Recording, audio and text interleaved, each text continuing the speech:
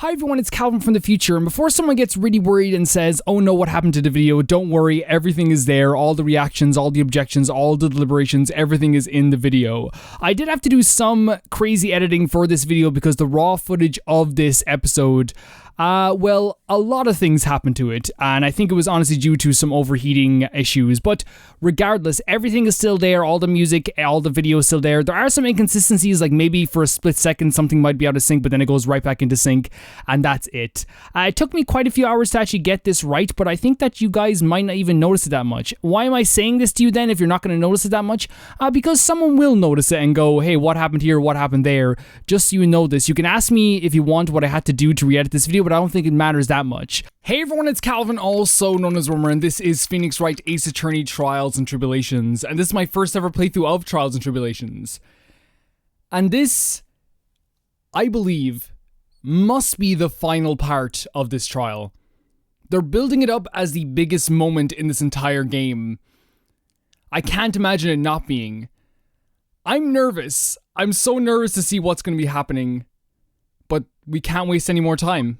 As much as I want to waste some time, let's just do this.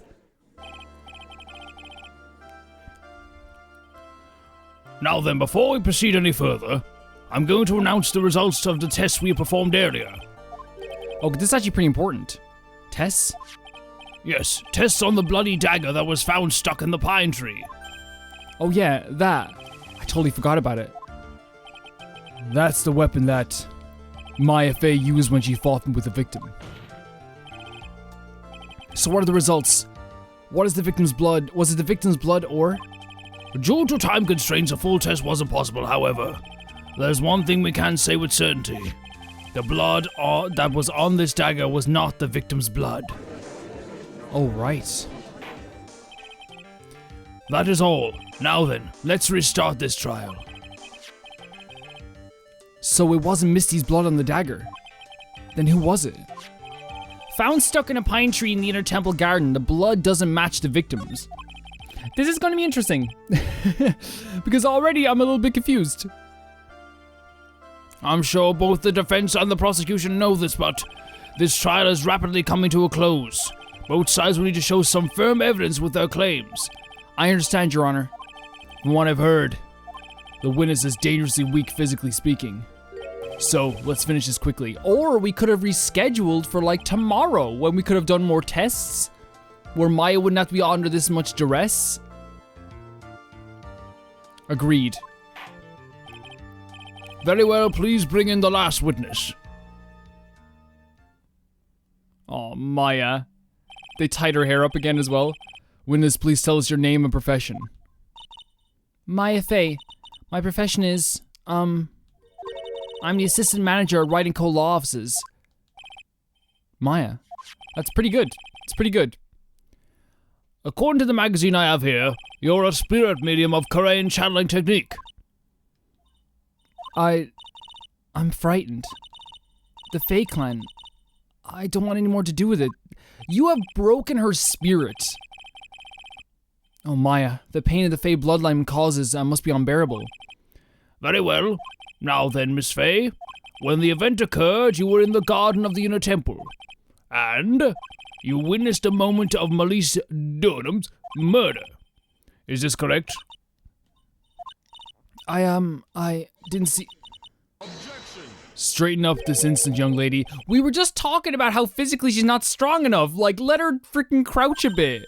Have you ever been so sick that you're just walking around the house like with your body just like kind of crouched over, you know what I mean? That's like let her crouch a bit. Pick your head up and speak clearly. There's always time for crying later. There's cry whenever you want, me on the other side. Cry whenever you want. You can cry whenever you want.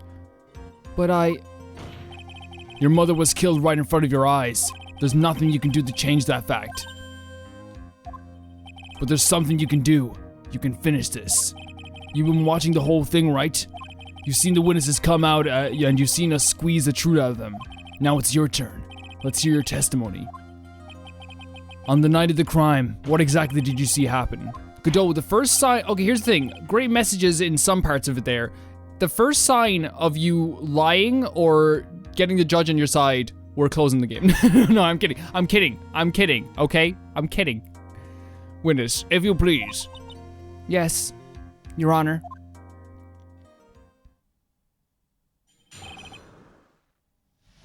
Maya goes, I didn't do it. Godot goes, well, looks like she did it. And the judge goes, Well, looks like it's pretty close now.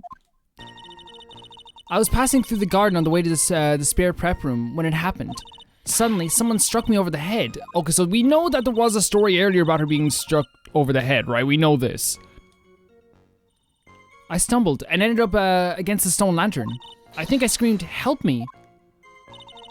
Wouldn't someone have heard, like, we haven't heard that once. We would have, someone would have heard a scream.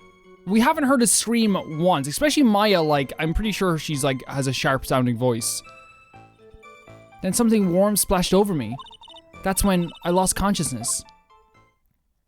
Okay, so you were struck on the head. I suppose it must have been this staff. Maya, the person who hit you. It was Dahlia Hawthorne, wasn't it?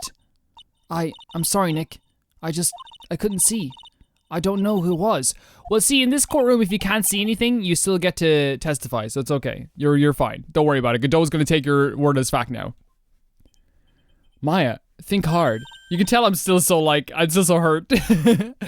Sorry, Nick, but I really couldn't. Huh. I can't say it was an especially good night for young ladies to be walking around alone.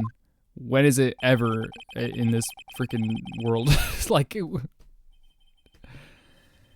It seems that it will be hard to determine the criminal through testimony alone.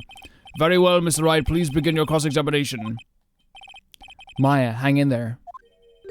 She doesn't look well at all. She doesn't. She needs a hospital or something. Okay, so I think we should go to, like, I think we should go right to here, first of all. The one statement I was questioning, which is this. Because I think we haven't heard once that there was a scream. We haven't heard once throughout this whole case there was a scream. You think you screamed, but you're not sure? Listen, I was a complete wreck. It was dark, and I couldn't see my attacker. Was it a man, a woman, an adult, a child? I had no idea. I was scared out of my wits. Believe me, my dear, I'm certain I would have soiled my robes. Same. I thought this person might attack me, anyway, I'm pretty sure I screamed. I thought that it was my last hope. Wow, it sounds like poor little Maya really was out of her mind. But I wonder what she meant, my last hope. What do? Do I press her for more details? My last hope, wait and see. The whole, my last hope is clearly the line we have to talk about here. Wait a minute, Maya. What's this my last hope stuff? What? What do you mean your last hope? No, that's what you said. You said my last hope. Huh? What? I said what? Look, you were facing an attacker that you couldn't see and you screamed, right? You screamed, help me. Yeah. Would you testify that you screamed that because you thought it was your last hope? Oh, well, you know, that's like what you do. What do you call it when that happens? Maya's not doing so well up there. Of course she's not. Like, all that she's been through? Oh, yeah, oh, that's right. I remember now. I was facing my attacker. The music? But that's not who I was screaming at. There was someone there? What did you just say? Yeah, that's right. It was a person behind my attacker that I was yelling at. Someone was there? That's who I was screaming to for help. That's horrifying. What is it now? I messed up. I didn't mean to let that slip out. Huh? Witness, are you absolutely sure of what you're saying? Behind the attacker there was another person. I am, well, I meant to keep that part secret. Calvin, you're pretty biased. You let Maya lie all the time or not say stuff in court. You're damn right. You're damn right I do. What have I done? Huh. Takes a ton of pressure to make a diamond. That's what I always say. A ton of pressure? You're in a court of law here. You can't make things up or try to hide things in this chamber. But I thought you could, Godot. I thought that was your thing.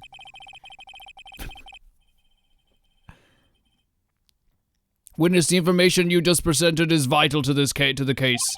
Some Godot stan is gonna kill me, like, down the line. I know you guys know I'm joking for the most part. Obviously, I think that, like, his tactics were very wrong in, like, the cases so far, in a lot of cases. But like, I know for a fact that down the line, someone who like is just gonna find this video is just gonna be like, you just don't get Godot. You just don't get him. You know? That's what's gonna happen. I want you to add it to your testimony. I could see a man behind my attacker by the light of his stone lantern. Wait a second. Didn't we see something about them not lighting the stone lantern earlier? Yeah, it was not lit at the night of the crime. I'm so sorry to have to do this for you, but it wasn't lit at the night of the crime, so the light of the stone lantern, remember, she couldn't light it? So there's a man standing behind your attacker? Yeah. That man, he's the killer. He stabbed her from behind. He's the one who killed Elise Dunham? Otherwise known as Mia Faye, your mother. The killer? Maya. You know who killed your mother, don't you? What is the meaning of this, Mr. Wright? To be frank, Your Honor, I think she's in shock and quite confused. That's why she hasn't noticed the huge problem with her testimony. Huh? What do you mean? What problem? Maya, on the night of the crime, that stone lantern was out of commission. Huh? What? It's true. There's no light anywhere in the garden. There was no light anywhere in the garden that night.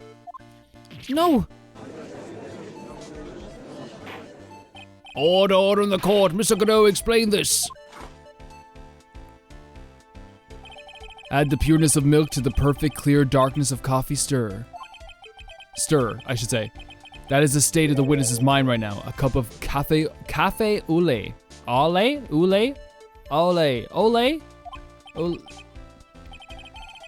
au lait? Is that even legal? Mr. Tright's word of the milk, and you were the spoon. Your Honor. I'm a spoon. I'm no spoony bar, I'll have you know. You must have noticed it too, Tright. This witness' mental state is highly unstable right now. It's not hard to understand why she would make a little mistake like that. Sorry, but that's not going to cut it. What did you say? If there truly was no light in the garden, then there's a fatal contradiction in the witness's last bit of testimony. Nick, we have to do it. And the reason we have to do it is like, we have to save her. You know what I mean? We have to find out the truth. May I? Recall the witness's statement about her attacker. She said that she didn't know if it was a man or a woman or an adult or a child. And yet, the witness could describe a person that was standing behind her attacker? And she quite clearly described him as a man. Wait. In other words, that would have to mean that Maya actually saw our mystery person, despite it being so dark that she couldn't see the face of her own attacker. Maya, if you saw him, you gotta let us know. It wasn't, when I'm thinking of a man in this case, like, if you look at all the dudes in this case, like, Gumshoe, it's not gonna be Gumshoe. Larry, it could be. Edward, no. It has to be Godot, right? Like, he's linked somehow deeper to all of this, you know what I mean? We know he's linked to Dahlia Hawthorne at the very least. What in the world does this all mean, Mr. Wright? Are you saying Miss Faye saw the real killer under pitch black conditions? Objection! Right, do you have any idea what you're proposing? How could you have seen in the dark? Okay. We've established that we can use people's testimonies even if they couldn't see clearly in the dark. We've established this in the last part of the trial. You remember? So why is it different now? There was no other light source at the scene. There are some things that you can only see in the dark, Mr. Godot. The mask! Maya, you did see who the killer was in the dark. And now, you're trying to cover for him. Cover? For the man that killed her mother? There's only one conclusion I can draw from this. You know who this man is. Please, Nick. I don't know anything. Please, I'm begging you. Oh my god, okay, we'll stop. Stop the court. You win. Stop it. Huh. You talk a good game, Trite, but let's see if you can walk the walk. It was pitch black, so what could the witness see? Again, we've already established that we can use testimony if it's been seen in the dark. We've already established this last part of the trial. I'm calling your bluff. No, Nick, don't. Please, stop. We have to do this for you, Maya. We have to do this. Maya is dead set on protecting this guy, the man who murdered Maya's long-lost mother. But I can't let him get away with it. I'm a lawyer, an officer of the court. I'm here to find the truth. All right, Mr. Wright, please, time to show us what you've got. Who was this person that you say Miss Faye saw in the darkness? It was Godot. You know how I know that? Because the music stopped. Because it was pitch black. Miss Faye was able to recognize the killer easily. I'm sure the court would... actually, it helps us if it actually was dark and she couldn't see, actually. So, actually, we'll take it back. We'll take back what we said about it, okay? I'm sure the court would like to see for itself how this is possible, yes? What? But how do you propose to show us something like that? It's easy. We just need to recreate the conditions of that night. No. Conditions? Your Honor, the defense officially requests that all the lights in this courtroom be turned off. Remember it happened earlier on we just did it? But it can't be. Huh. Such a great visual. That was a nice bit of deduction. Trite.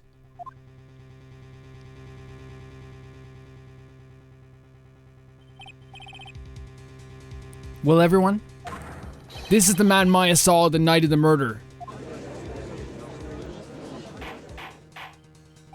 Order, order, order. Prosecutor Godot, what is the meaning of this? Surely you must be shocked to hear yourself accused of such a thing. Why aren't you denying it? Huh. Your Honor, you're asking the wrong person. What do you mean by that? If you got a question, ask the witness. That's one of my rules. So are you making up the rules of this court again? Well, Maya, how about it? What you saw that night? Was it 3 glowing red lights? Maya, come on, you gotta be honest. Well, witness, answer the question. You're wrong, Maya. I never saw that. Maya. I thought the person that stabbed my mother was a man. For a totally different reason. What is the different reason?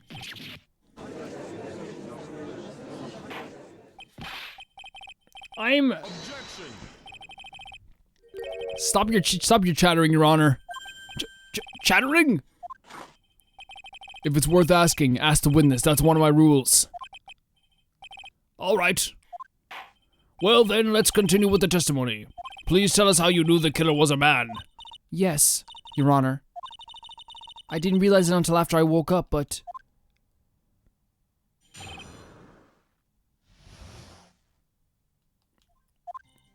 When I came to, I was just lying there on the training hall floor. By the time I got back, the place had totally changed. The torches were lit, and the body was gone. So there was a different change, like we saw the snow was all changed as well. And all the snow around the stone lantern had been carefully cleaned up too. Since the person did all that work alone, I just assumed it was a man.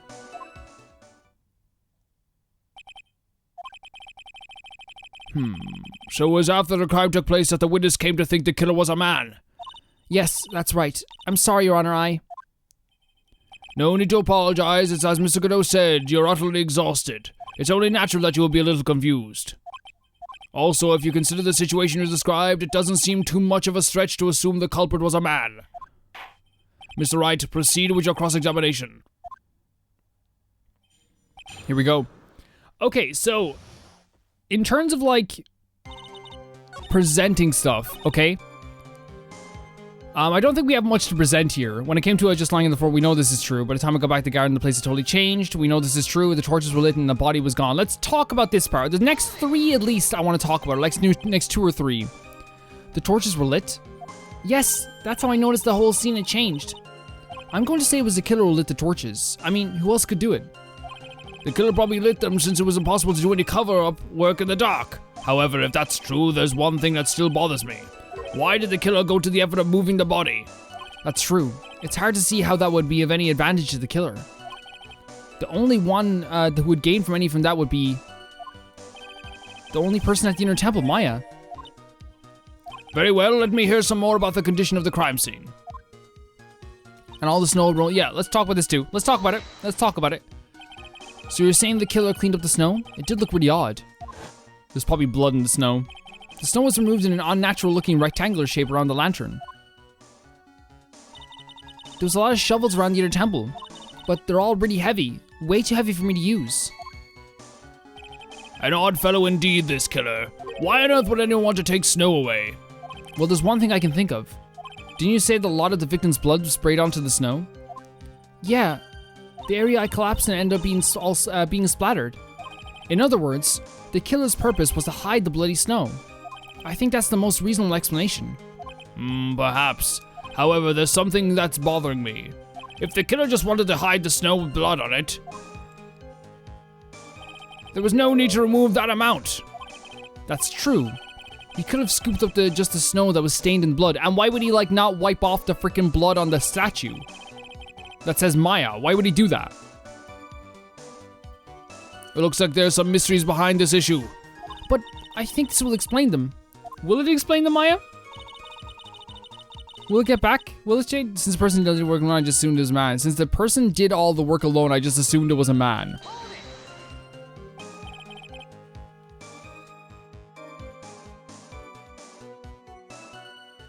Hold on a second.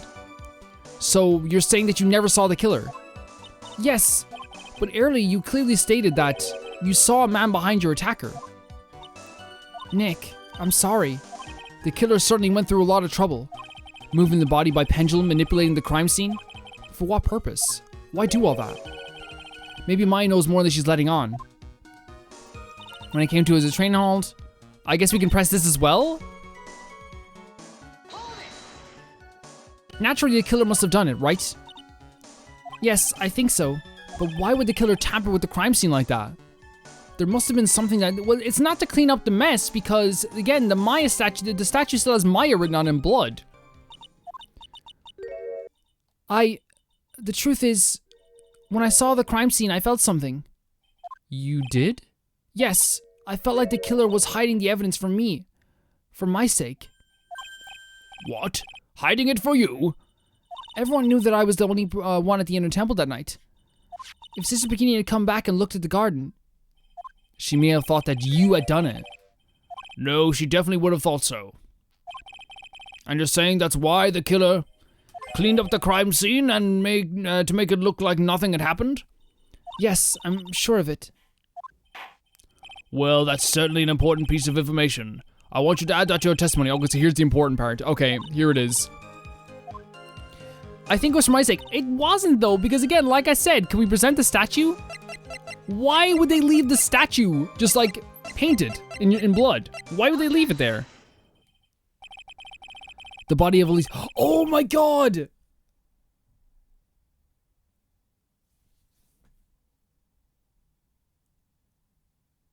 Godot couldn't see the blood. Do you remember? Godot couldn't see the blood. Remember the last part where all he was saying was what are you talking about, blood on the statue? He couldn't see it and he was going mad about it too. The body of Lily Student was carried all the way to Hazakor Temple's courtyard. Then at the garden, the real scene of the crime, the snow that we suspect was covered in blood was scooped up and removed. It's reasonable to believe all of this was done in an attempt to hide the true crime scene. However, there's still one matter that seems somewhat odd. Oh? And what would that be? You must have figured it out by now, Mr. Godot. It's the message written in blood on the lantern. It was written very clearly on the white stone lantern. Maya. If the killer was so motivated to protect Maya from suspicion, then why didn't they wipe the writing off the lantern? Exactly, it's almost as if they couldn't see it. Ah, you're right.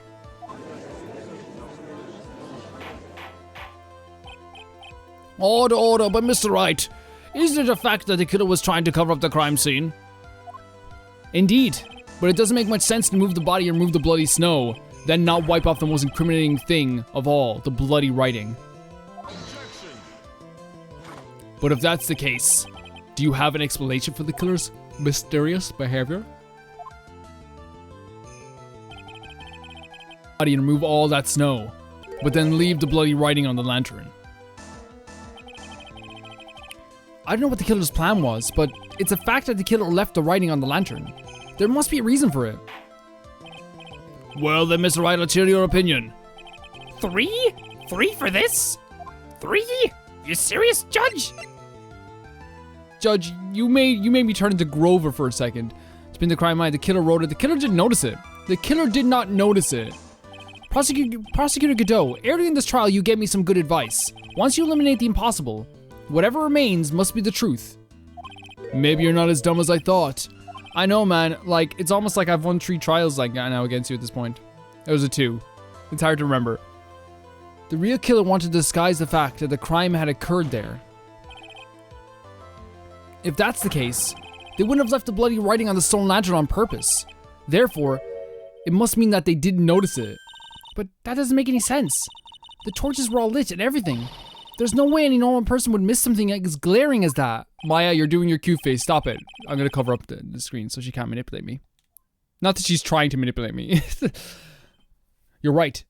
There is no way any normal person would. What? What are you trying to say, Mr. Wright? There's only one person involved in this incident who could have missed seeing the bloody writing altogether. And who would that be? Who is this person that could have failed to notice the bloody writing?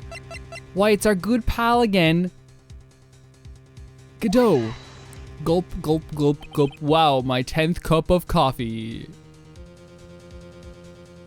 Mr. Godot, this is what you said yesterday. My eyesight is pretty messed up. Even with these huge goggles on my head, I still can't see everything. Godot is way prettier in black and white, right? Like, there's just something about the noir vibes of like an old-timey like cop, you know what I mean? Like, it's really, really like, really handsome. Not that like noir cops like always look like, by the way, that's like a movie depiction. Like, real noir cops were like just cops, you know? They look like ordinary people, but the movies, you know what I'm saying? He looks like an old noir black and white like movie person. You can't see everything? Is that correct, Mr. Godot? The lantern was submitted as evidence today. I would like the court to think back to the moment it was first presented. This lantern, there's something written on it. Why is it written in blood? Nonsense. This lantern, it's as clean as a whistle. And he said it in that way because he probably like washed it the same way anyway, just to make sure, like a little bit, you know? Maybe not actually. No, that's actually probably going a bit too far. Mr. Godot, just admit it. There are certain colors you can't see, correct? You can't see red on a white background, can you? That's right. We went through this once before, during the poisoning case of Tribulations. Oh my god, I can't believe they called back to this. This is the apron that the life of Miss Bird was wearing at the time, and somehow spilled coffee on. There's something still bothering me, Mr. Godot. Why have you not explained the bloodstain to the court? Bloodstain? What bloodstain would that be? Don't play games, prosecutor. The blood color stain on the smear on the apron. That's ridiculous. No one told me anything about a bloodstain. I thought he was just acting dumb at the time. You could see the coffee on the white apron, but you couldn't see the ketchup. And actually, I think when blood is soaked into snow, I think it's still red, but it changes like color slightly, right? So maybe that's why he saw it. Like, not like it's still red, you know, because it was red. It's strange. In a black and white photo, those letters would have appeared black to me. I wonder, why am I the only one that can't see them? So then, Mr. Godot, are you admitting it? You're admitting that you can't see the red writing on the lantern? Hey, Gramps, didn't you know? That's the reason why I don't drink red tea. You can't play music for that. You can't do that. I wasn't sure about it until now, but I just can't believe it. Prosecutor Godot is the murderer, but there's no going back now. I finally figured out the truth. Mr. Godot, the defense at this time formally accuses you. You are the murderer of Miss Elise Doodham, also known as Misty Faye. It's hard to believe this may be true, however. Once again, Mr. Wright has brought up a disquieting fact about you. Huh. Just make sure you don't fill out the incident indictment in red ink, Gramps. Come on. How does a little graffiti make me into a killer? By the way, that was a cool line, Godot. That was a really cool line. Well done. Besides, it's not like it's my name that's written there. That's not important. That's not as important as you think. I'm certain that the killer wasn't able to see the color red. This is rich. Do go on, Wright. The answer is right there at the crime scene. In the snow. The snow? How so? Well, for example, why did the killer move all that snow, Your Honor? Oh my god, that makes so much sense. That makes so much sense. He moved so much snow because he wasn't exactly sure where it was. Yes, because it's still red, even though like it changes slightly, like to being kind of like a, well, from what I've seen from Blood and Snow, it's a little bit brighter, but like still, it's like, it's still red. That makes so much sense. If you wanted to hide the bloody snow, why not take out just that area? Yes, why did he take just that area? Could it be? He was trying to make absolutely sure. Yes, the killer couldn't see the red blood that had seeped into the snow. So he had to remove all of the snow. He couldn't be sure of where the blood had landed, so he removed the whole area. Isn't it more likely that the killer couldn't see the blood because it was dark? Not a chance. The torches were all lit. He would have been able to see it just fine. It seems that once again this trial has taken an unexpected turn, to say the least. Can you explain this, Mr. Godot? Yeah, can you explain this, Mr. Godot? Mr. Godot? Explanation to aisle 4. Mr. Godot? Wait just a- oh, Maya, no. Maya. What is it, witness? Mr. Godot, isn't the killer? Who is then? After all, he didn't even come to the inner temple until 2 days after the murder took place. He didn't show up until after the old bridge got fixed up. Maya. You can't testify to something like that. Why? What do you mean? I may not look it, but I'm... After the murder happened, you didn't even exist. Technically? I'm afraid I don't follow. Are you senile, old man? We established this just a little while ago. After the murder, this witness was unconscious for a long time. Because she was channeling Dahlia Hawthorne. Very true. That's right. Please, Your Honor, let me add to my testimony. Nick, please listen to me. Maya, we're listening. It's just that we are finding contradictions. You plan to cover for Godot no matter what the cost? If that's the case, then I've got no more choice. Your Honor, let's hear her testimony. If it means we're going to hear the whole truth, I say we should not silence her. Nicely done, Wright. Very well, let's hear the witness's testimony. Please tell us what happened in the inner temple after the murder. Yes, sir. After I woke up, I began channeling and my spirit left me, as it were. But little Pearlie was there at the inner temple, too. You're not going to throw Pearl under the bus, are you?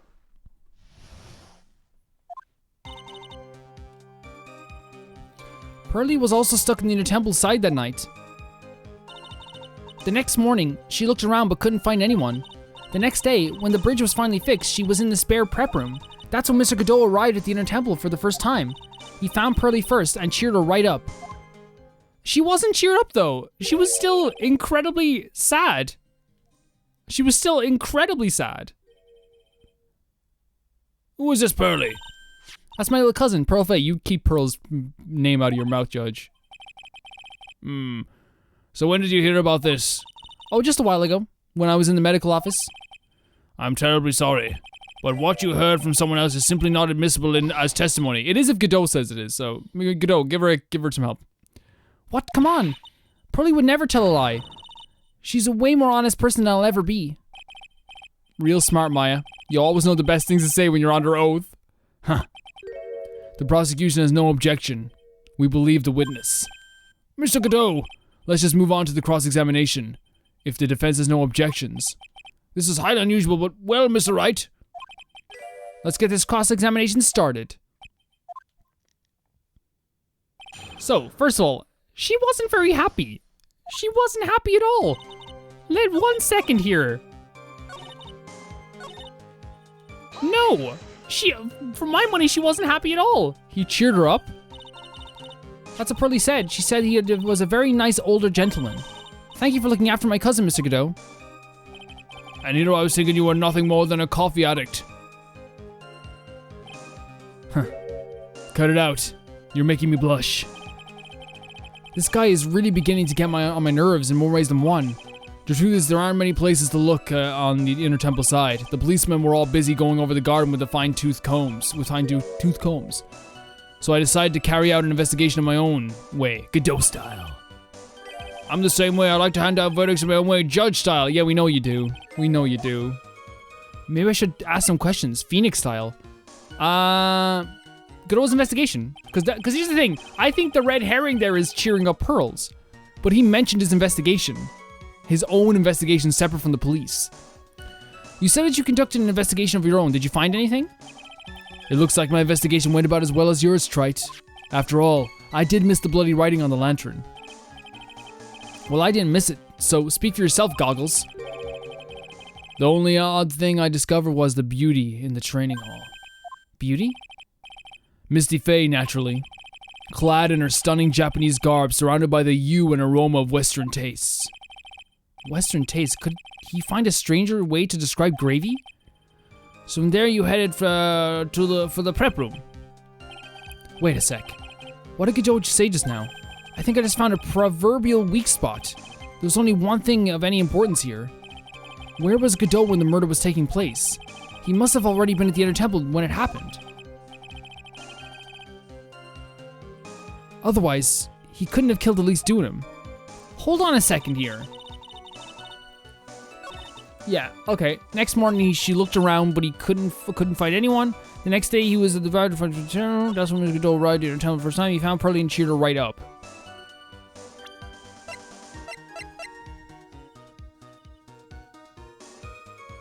The next morning, she looked around but couldn't find anyone.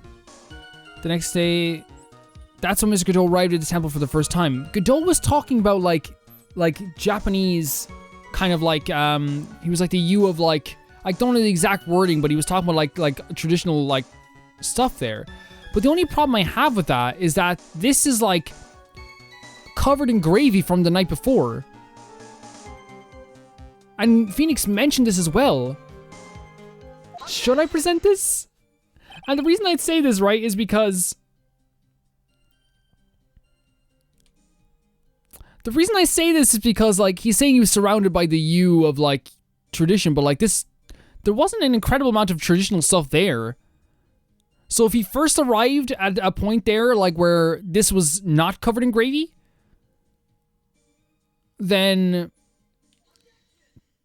he would have seen this without the gravy on it, right? If he's saying that there's, like, yeah, Mr. Godot, the first time he crossed Dusky Bridge and went into the inner temple was long before the murder took place. Why do you say that? Because he just made one fatal slip-up. The hanging scroll in the training hall. Hanging scroll? But Mr. Godot is right. That scroll shows a picture of my mother. Yeah, but Maya, I know you know who it is, but here's something you didn't know. By the time the bridge had been repaired 2 days after the murder, the hanging scroll in the training hall looked like this. Oh, they showed the picture of the gravy thing. What's that wonderfully delicious smell? The morning after the crime, someone covered it with gravy. Gravy? But why gravy, Nick? Because the gravy was much more than a condiment to the culprit. Well, Mr. Godot, if you really hadn't seen the hanging scroll until after the murder, you wouldn't have had any way of knowing that it was Misty Faye. Wait a minute, Nick. That's the thing, yeah, okay, yeah. That's more important than what I was saying, but I guess I was just looking at the more traditional aspects of it as well. That's way smarter, because of course he was talking about Misty Faye. He couldn't have seen it was Misty Faye. I think I forget sometimes when they reveal stuff that, like, not everyone knows the reveals. You know what I mean, if that makes sense? Not everyone knows what we know, if that makes sense. And sometimes that does get jumbled in my brain. We can't always get it right. We can't always get it right, and that's just for sure. Taking a look at the hanging scroll. At the top, there's a crest there. Ah, that. It's the mark of the master, correct? Exactly. So if you know the meaning of the mark, then you could guess that it was a picture of Misty Faye over there, up there. True. But Mr. Godot described what was underneath like this. Clad in her stunning Japanese garb surrounded by the hue of... Yeah, this is what I was saying. Oh. Yeah. Yes, it's possible that he knew what the crest meant. However, he couldn't have known that she was wearing a Japanese clothing. Mr. Godot, on the day of the murder, you were hiding at the inner temple long before the crime took place. That makes sense. That makes perfect sense. To me, anyway. Can I ask you just one little thing, Trite? What is it? This whole theory of yours, it all rests on a certain assumption. That I knew beforehand that a crime was going to be committed. That's right. Otherwise, there's no reason for him to sneak onto the crime scene. I never thought it'd be me versus Maya and Godot. In a million years.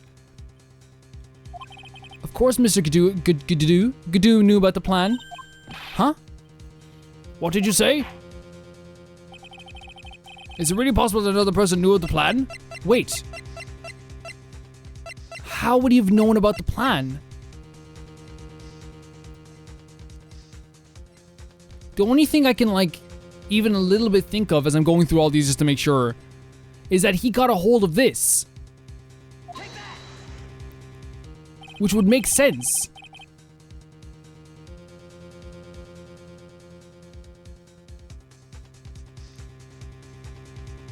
Because if he's trying to cover it up for Maya, then why wouldn't he cover this up for Pearls as well? This crime was actually planned over a year ago. Morgan Faye authored the plan for her daughter's future, and these instructions were hidden somewhere in the Faye Manor for a year. Oh, Pearls. However, by the time little Pearls found these instructions, they'd already been unsealed. Unsealed? Yes, the killer had read these instructions long before Pearls ever found them. That's how he knew the crime was to take place at the Inner Temple. And you still insist this crafty killer is me? You bet I do. But you just said that the instructions were hidden. That's right. Mr. Godot couldn't have known where the instructions were hidden. If he really wanted to know, he had one great chance to find out. Yes, and when was that? During a visit. A visit? Morgan Faye told her daughter Pearl about where the instructions were hidden. During one of her visits to the detention center. That would be the only time for someone to have learned where they were hidden. This is something that I'm not even like, I'm following, but like it's one of those things that I wouldn't have like known about at all. This is crazy, Phoenix. Crazy from the perspective like I don't know how you're gonna exactly prove this. Eavesdropping on a visit at the detention center? Yes, it could be arranged if there was someone with easy access in and out of there. True. Like for example, a prosecutor such as Mr. Godot. True. Very true. Maya's hair is really pretty. Order, order, order. Mr. Godot, you're under fire again. This murder could not have been carried out without prior knowledge. And you were the only one that could have acquired this information before the murder.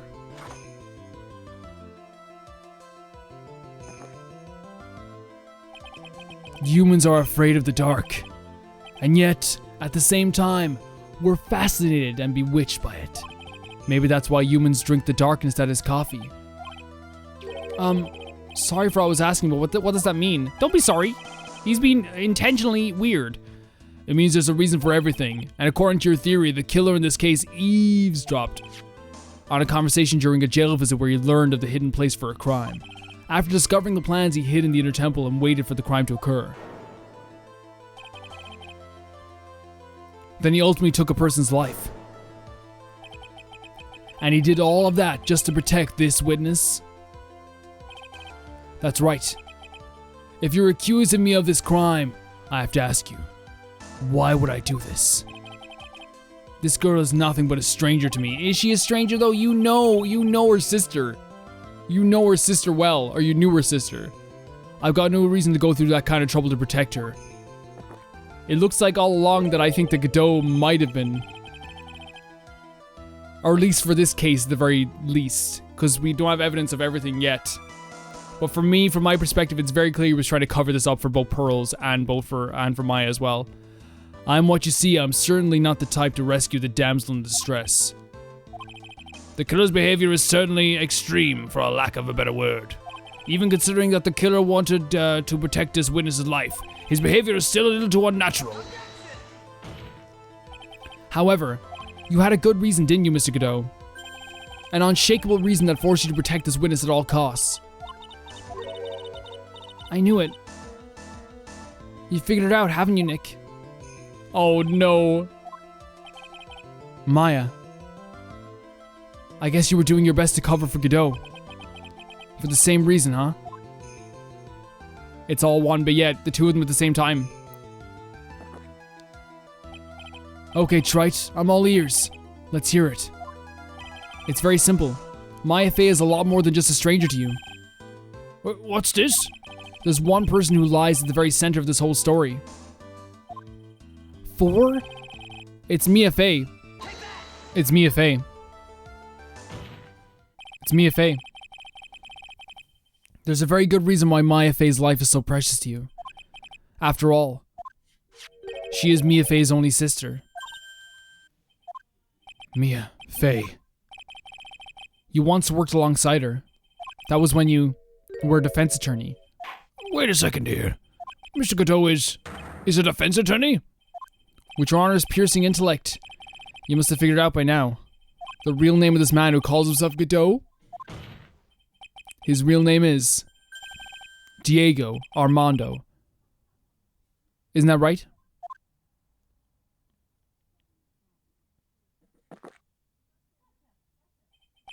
The last time someone called me by that name was over 6 years ago.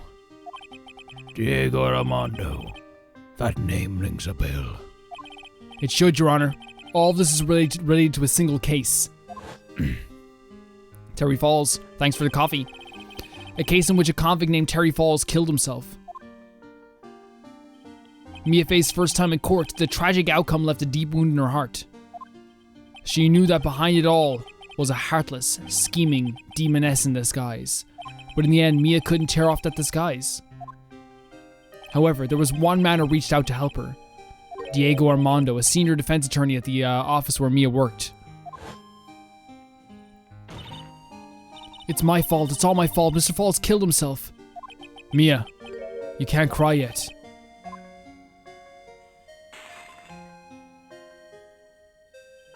The only time a lawyer can cry is when it's all over.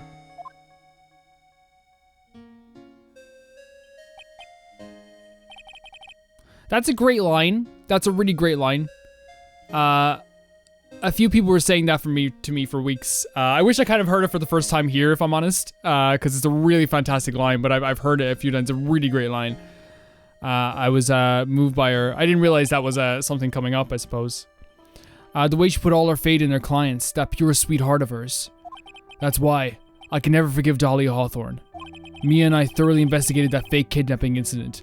Then one fateful day, Dolly wanted to meet with me. It had been 6 months since the trial.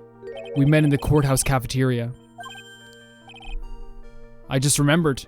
6 years ago, right in this courthouse, you were poisoned. Yep. Even I didn't see it coming.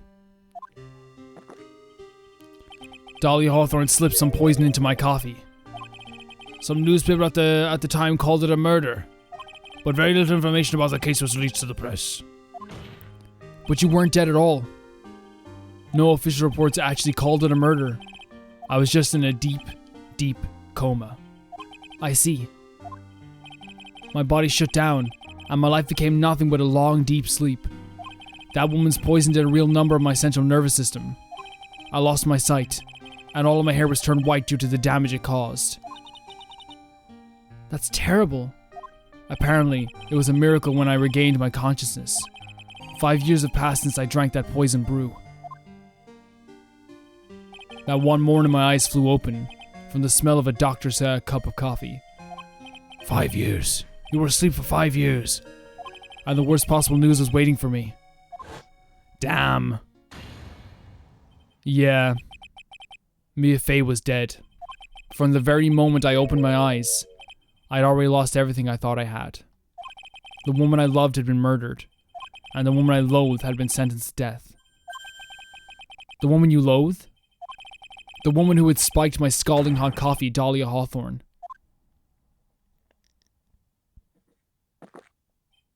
Huh. Good old Mia.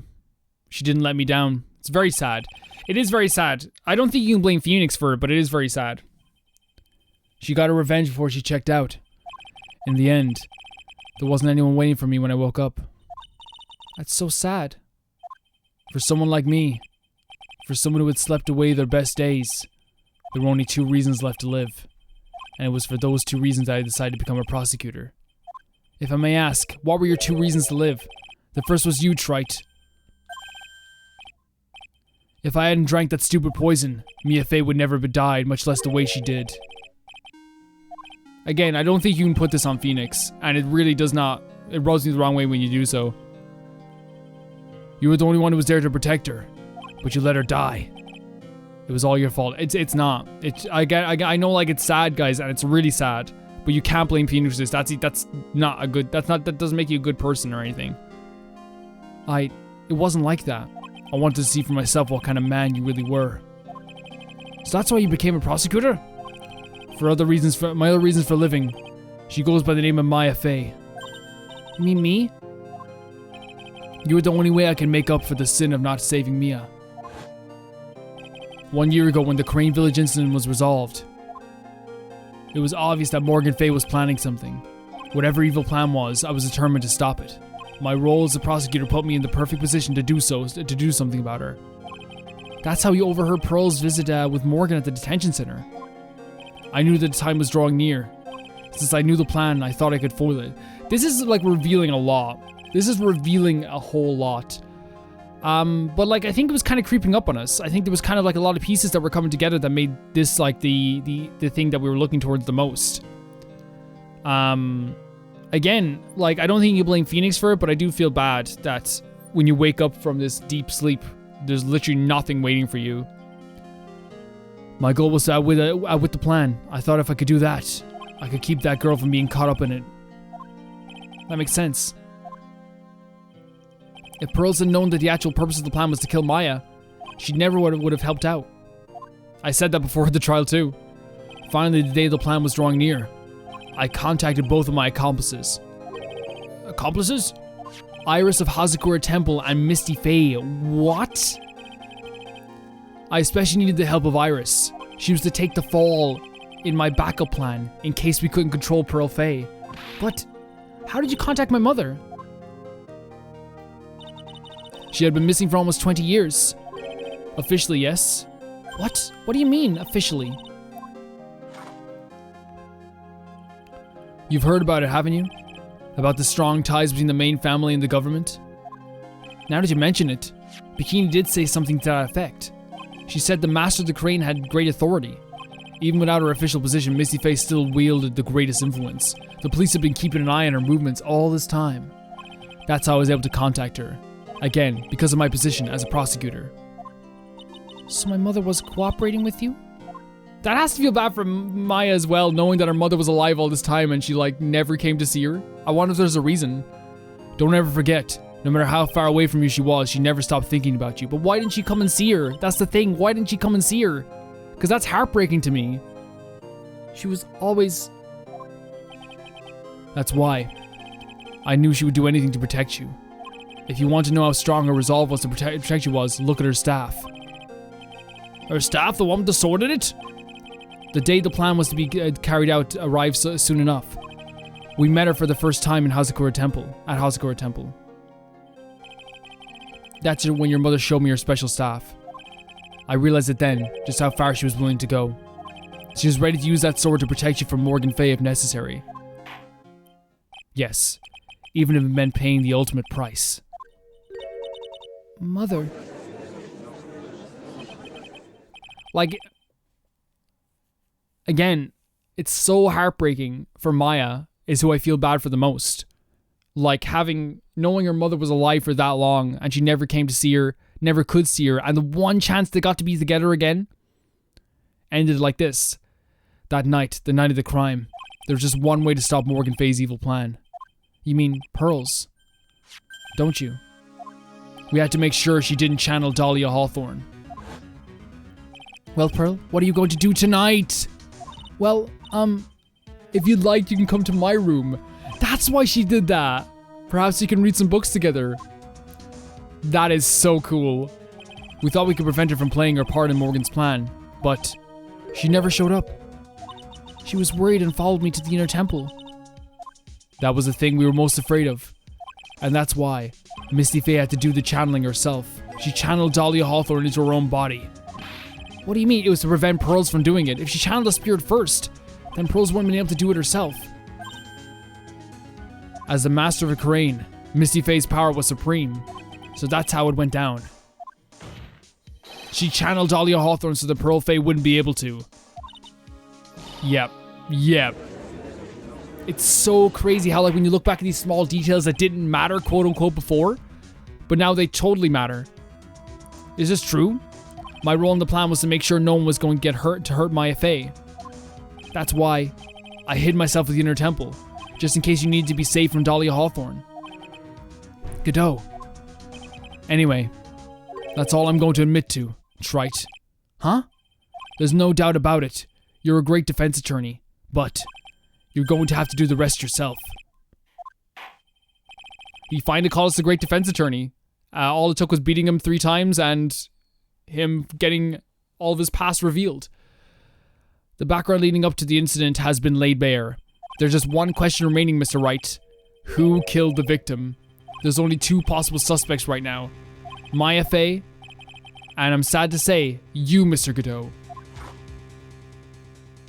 Sorry for forgetting to do voices sometimes. I'm really, like, stuck into this right now. Like, I kind of want to, like, for the last bit, just kind of, like, read everything carefully. Make sure I'm reading everything carefully.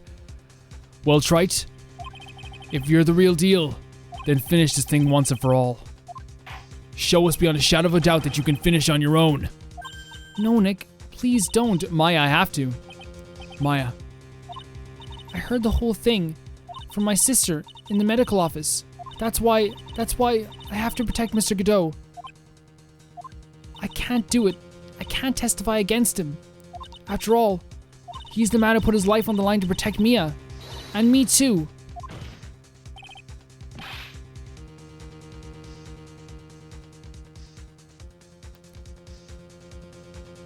Maya, I totally understand that you feel this way, but you don't have to put your life on the line now, just because someone else put their life on the line for you. All the crap that he did, all the stuff that he did for you, it kind of means nothing if you still go to prison. And I'm not letting that happen. I'm not letting you go to prison. Maya, I know that. Nick. But even so, it doesn't absolve him of his crime. Please, Maya, testify. That's true. Miss Faye, your testimony, please. This is the final testimony. Don't bother trying to hide anything. I don't want it to be the final one. Because I want to hear the truth from your own lips. I understand. I'm sure you're right. I'm ready now, Nick. Alright, young lady, tell us about the moments before you lost consciousness. What exactly happened at the time of the murder? Oh, here we go. Here we go. The time of the murder. Just before it happened, I think I saw some red lights. 3 of them. That's his face. I thought I asked for help, but just then I was splattered with blood. She wasn't dead though, as she was struck at the back. She struck back at the enemy behind her. Suddenly, the red lights went out and the whole area was dark.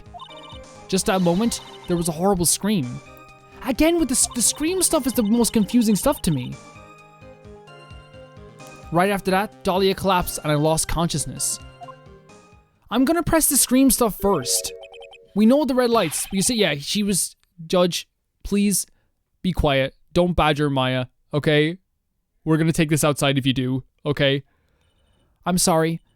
I thought I saw them, but when they disappeared all of a sudden... Huh. Things break, Trite, even the best of theories. Who was it that stabbed Misty Faye? It looks like you still can't prove it. Maya's telling the truth this time. I know it. The rest is up to me. Well then, Mr. Wright, proceed with your final cross-examination of the witness. I want to go to the scream first, just because the scream thing to me is still strange. Because again, also because people couldn't hear it. But at the same time, it's like, who did the scream? Like, did it sound like Dahlia? Or did it sound like Misty? I think that's an important, like, distinction. What do you mean by just at that moment? Do you mean the moment when the red lights went out? And all the other stuff is, like, so true. And this is true, too. I think everything is true. Yes, that's right. The scream that you heard then, was it Dahlia Hawthorne? This is what I mean. I don't think so. I'm pretty sure it was a man's voice. What? Okay, I was thinking that maybe it was like Misty's voice and like she wasn't actually channeling her at the time. What? If you get what I'm saying, I thought like maybe like we could pin it on him that way. That scream came from the killer? That's got to be it. I think Dahlia Hawthorne must have taken the blade and attacked the killer with it. Then the killer let out a scream of pain, huh? After that, the killer stole the blade back and delivered the final blow, I guess. Well, Mr. Wright, it seems to make sense to me. It sounds like a reasonable deduction, but I still kind of wonder. Let's go for it. Let's go for it. Let's go for it. I'm sorry to say this, but that interpretation would create an enormous contradiction. That makes sense after all. My deductions are almost all... Yes, why are you a judge? Remember the testimony she gave just before the killer let out a scream?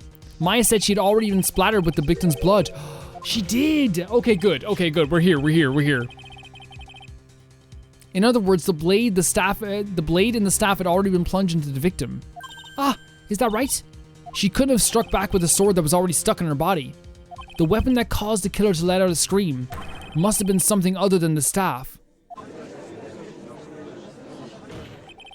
If you're so sure about that, then don't keep us waiting. Oh, the dagger! The dagger didn't have the victim's blood on it. That was Godot.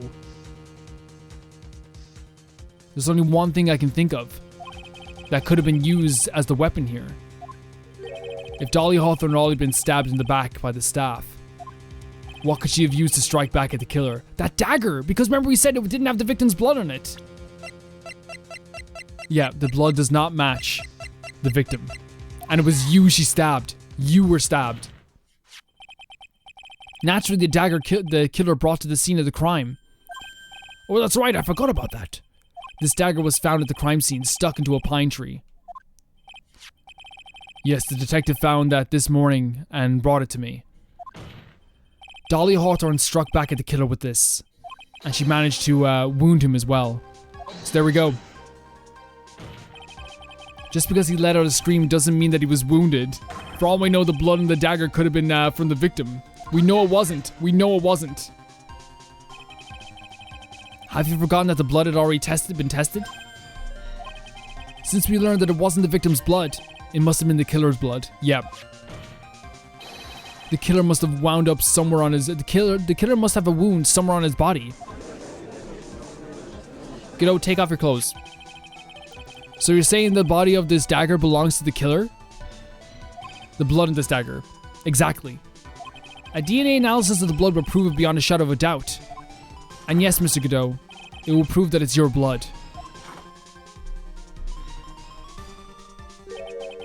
Nice theory, Wright. It is a nice theory, isn't it? Can I be honest? Like, usually, like, I'm, like, really amped up and pumped for this. I don't feel like there's gonna be any winners here. And that's why, like, I'm just, like, I'm kind of in a haze here. I don't think there's gonna be any winners in this whole trial at all. Is this the end? Have I done it? I don't know. I don't know about that. Even he won't be able to change the results of a scientific test. True. Huh. Let me ask you something, Trite. Let's just say that it turned out it was, that I was the killer. Do you really think I would be stupid enough to leave evidence like that? I don't think you knew where it was. Think for a second. This dagger was found this morning by a detective and brought to me. There was already blood in it, correct? But even so, I was the one who brought this dagger here to the courtroom. Yes, that is true. Well, if I really were the killer, I could have washed the blade off and planted it on another person's blood in it. True. That is true. It can't be. In any case, there's one thing I can guarantee, Trite. That blood, it doesn't belong to me. Not a chance. Then who does it belong to?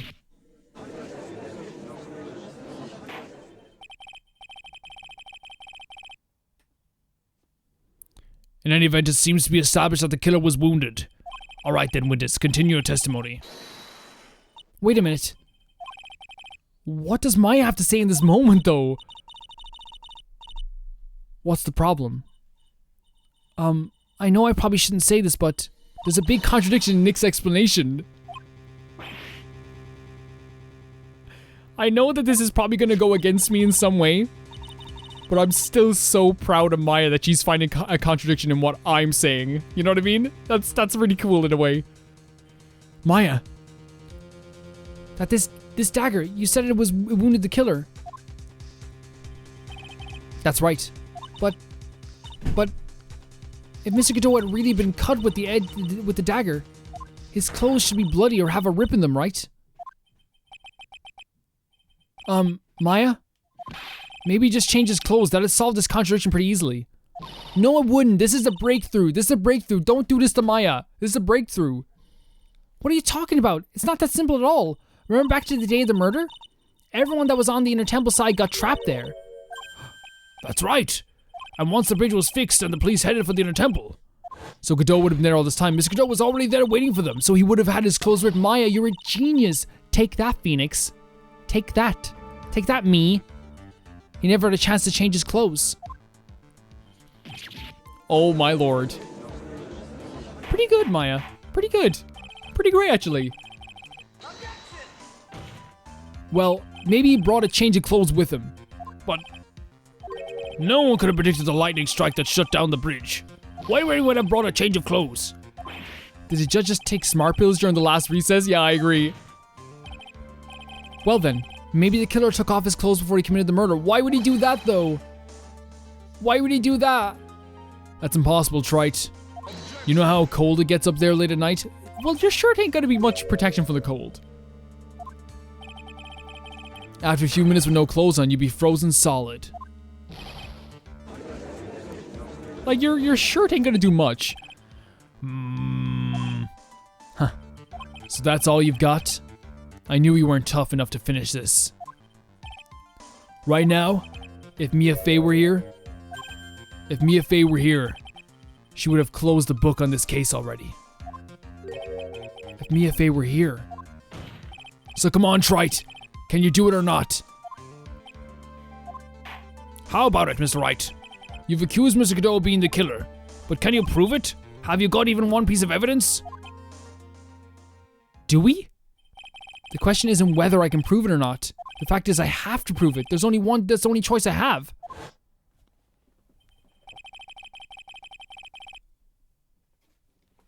I was taught that it's one of the rules of being a lawyer.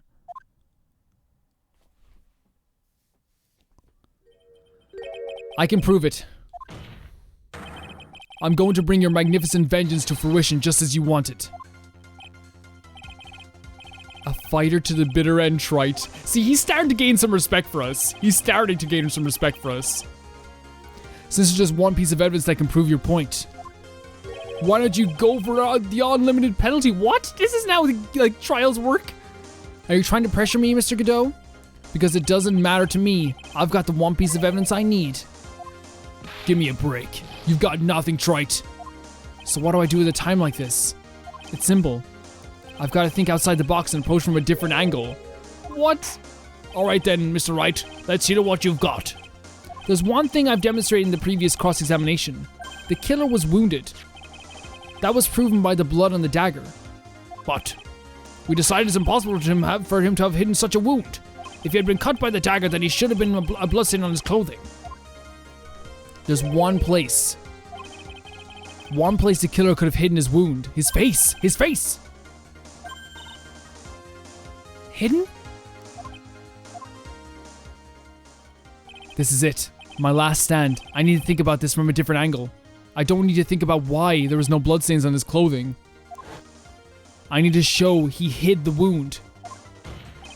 In the end, it's the end of the line. The final stop, Trite. Let's hear what you've got. Yeah. Let's save. Let's save.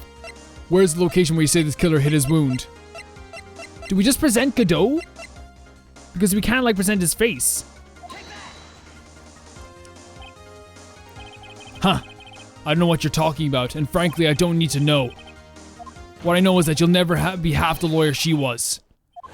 Isn't that right, Trite? Oh my god. What was that just now? He saw her. Mia. It can't be. You're living on through him? Yeah. And this is something I was wondering about. How is he going to take this? The idea that, like, he has this idea in his head that, like, Mia had, like, maybe no respect for us, maybe thought of us as a lesser lawyer. But, like, while he's been trying to carry on this whole thing for her, carry the cross, carry the torch for Mia and Maya's family, I really think Phoenix has been the one who's truly been doing it. You know? At least from my perspective. Even as we speak, you're still hiding the wound. Oh my god.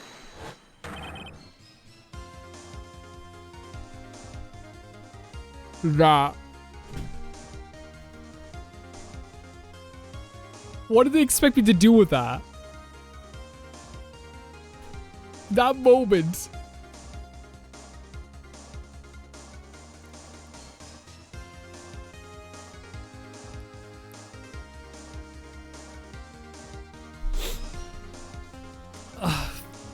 You said you can't cry until it's over? Well, F you. Oh my god.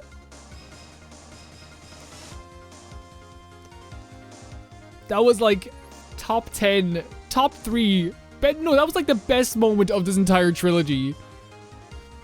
It's Miniature Mask. They did it together as well. I gotta keep going. I gotta keep going. During the fight, the red lights given off by the killer suddenly disappeared. The seconds later, the killer let out a scream. That's right, your mask went off flying off your face. Mr. Godot, would you mind removing your mask? Oh no. If you have a dagger wound under there somewhere, then I'd say this whole case is solved. Oh my god, an explosion? I still can't get over that moment though. What the, like... Who do they think they are?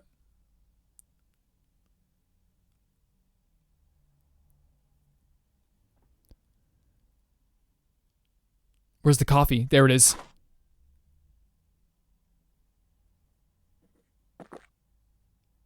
It's so silent.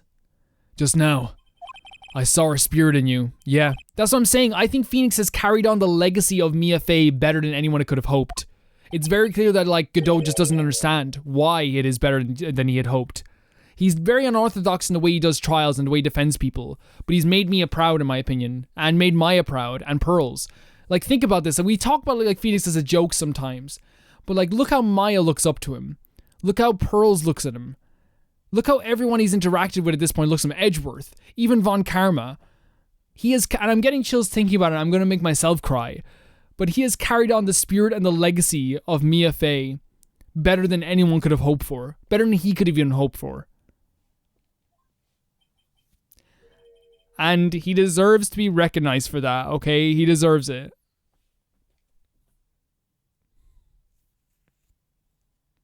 That's why, like, through this whole game, it's also difficult. I haven't thought about it in this grand scheme of thing, but it's been so difficult when people, like, insult him in the way Godot did. I know Godot has his reasons. I'm not saying that, because it's like, you don't know what Phoenix has been through either. You know what I mean? You don't understand what he's been through, the pressure that he had, the sadness he felt for Mia as well. Everyone in this room, maybe even the judge as well, adored Mia Faye. 6 years ago, you helped the woman who put me to sleep by hiding her bottle of poison. And then, while I was sleeping, you let Mia die. But you didn't care. You just kept living your pathetic, happy-go-lucky life. That's not true in the least. I've talked to her so many times in the past while. We even had the nerve to follow in her footsteps as a lawyer. Yeah. Yeah. I can never forgive you. That's what I thought. Mr. Godot. But I was wrong about you. I knew from the very beginning. The truth is, the only person I can never find it in my heart to forgive was me. The music at this time as well. It's his trademark. You gotta. I was the one that failed to protect Mia. Me and no one else. I tried to avert my eyes from the truth, to escape from the harshness of reality. I just couldn't face Mia's death head on, so I ran. I hid behind a mask. I threw away my true name. I couldn't even deal with being a defense attorney anymore, so I quit. But you saved Maya. Yeah, that was my plan. Up until just now, anyway. What do you mean? Are you listening, Maya? If I had really wanted to save you, then there's one person I should have gone and talked to right away. Oh. Add one more to the pile of people that respect Phoenix. Who would that be? Are you talking about Nick? But I didn't do it. I tried to get help of Iris and your mother, but I closed my eyes to the most important man involved. Stop it. Cease this. Do you know why? The real reason? No, why? I suppose I wasn't really interested in saving you at all. Huh? I think I was just trying to salvage what's left of my own broken soul. And that makes sense. You know, that makes perfect sense. Him trying to do it for himself. You know what I mean? And like, people do this all the time. Like people, some of the best people in the world do this. Where they feel like they're doing something for someone else, but really they're just trying to like prove to themselves that they can do something for someone else as well. I was trying to make up for the fact that I couldn't save Mia. Nothing more. That's why I let you walk right into a situation that I knew was dangerous. Forgive me. You're wrong. You put your life on the line to save Maya. Was it really for Maya's sake? Even I'm not really sure. What do you mean by that? That night in the darkness of the garden, when I saw her silhouette. Whoa, what an image! Part of me must have known the truth. It's so, like, the illustrations are amazing in this game. The truth that it wasn't really Dolly Hawthorne standing right in front of me. It could have been Misty Faye. Or even that little girl. If you would have, like, I'm sorry, if that was the case, like, you wouldn't be standing here right now. I'm sorry. But I still picked up that blade like it was, like I was dreaming. And here's the thing, it's very clear that also, if I have to be, if, you know, and you'd be right to call me out if I didn't. I respected the mental health of Dahlia Hawthorne. I gotta respect the mental health also of Godot. It's clear that he's not right all the time in his head either. You know what I mean? The pressure that this type of stuff puts on you.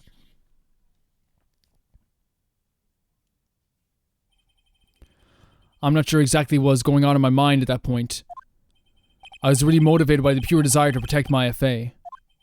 Or was it something else? Was it my hatred for a woman who had stolen everything from me 6 years earlier? Could it have been simply desire for revenge? And now, I don't know anything anymore. I did learn something today, however. I finally realized that I was the arrogant one. I was just chasing an illusion, a fantasy. The stupid fantasy of defeating you in the courtroom. You were the one who made me realize my folly. You never ran away from Mia's death. Instead, you picked up where she left off. As a true defender of the people.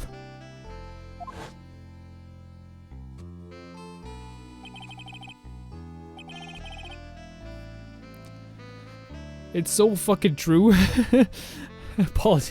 Apologies for swearing, but it's so true. Oh, don't show this to me again. In that one moment I understood everything. Jesus, dude. Mr. Godot.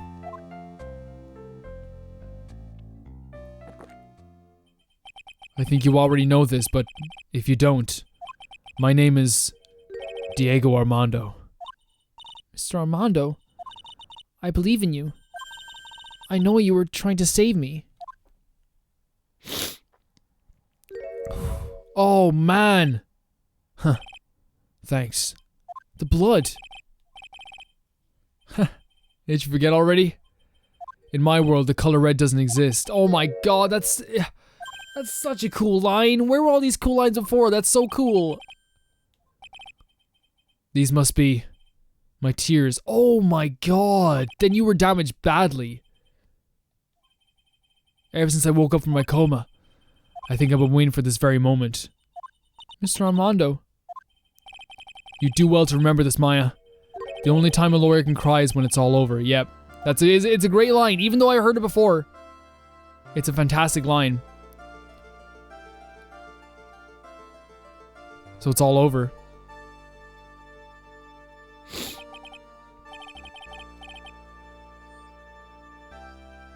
This time, it really is all over, isn't it? Yeah, it is. Defendant? Yes, Your Honor. Although you weren't directly involved in the murder, tampering with the body in the crime scene is a serious offense. It is, yeah. I was thinking about this, but I didn't want to say because I didn't want Iris to get in trouble either. I understand, Your Honor. Mr. Armando explained that to me very carefully. I knew the risk and I willingly cooperated anyway. Yeah. Very well. Before I hand down my verdict, is there anything you'd like to say? Well, there is one thing. I'd like to say something to Mr. Wright. I want to apologize to you. Apologize to me for what? For the case 5 years ago, of course. That whole, like, how much that affected Phoenix's life. I just remembered, weren't you poisoned by your own lover? Not exactly, but yes, something like that. Even now, 5 years later, I can hardly believe it. She was going to do it. She was planning to kill me. It's not all that surprising. The two of you, you hardly knew each other. Huh?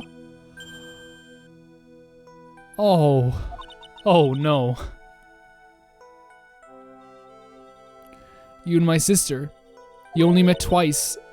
At the when she gave him the necklace and in the court case. No. We only met twice? The first time you met was on a fateful day. The day she poisoned Mr. Armando in the cafeteria of this very courthouse. The next time you met her was 8 months later. You met her again on the day that she stole your cold medicine. And Doug Swallow was killed. No, wait. It can't be true. I mean, during our whole relationship we were... For those 8 months, the woman that you thought was Dahlia Hawthorne wasn't actually my sister. It wasn't Dahlia? Yeah. I hope one day you can forgive me. Feeny. Oh, stop it.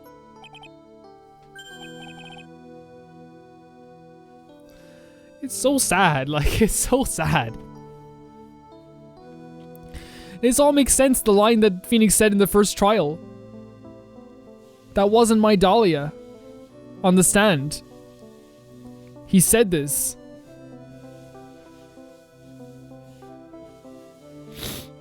You mean... That's right. I lied to you. For 8 months. Now all the stares at each other make so much sense and it hurts even more. They were staring at each other because they... Of course they recognize each other. They loved each other. Ever since she gave you the bottle that day, my sister was trying to get it back as soon as she possibly could. Because of the police investigation and the surveillance, she couldn't move about freely. So that's why you... My sister, from the beginning, she was prepared for the worst. Prepared for the worst? She thought that you might somehow discover the truth. That's why she always was ready to deal with you. She was always ready to deal with you at a moment's notice. You mean she was ready to kill me, don't you? She already had so much to answer for. I didn't want any more sins on her soul. I begged her not to do it, and she agreed to give me a chance. And that's why you came to me? You came to get the bottle pendant back from me in her place? But I couldn't get you to give it back. I failed at something even as simple as that. 8 months passed and I still couldn't get it back from you. Finally, my sister couldn't wait any longer. Dahlia is so bad. She didn't consult me about her plans for you that day. It was the first time that it had ever happened. That was a bit strange, wasn't it? Up until that day, you two were partners in crime and she would confer with you. That has to be really hard to understand as well for Phoenix as well, that he was being played so badly. I think she must have noticed. Noticed what?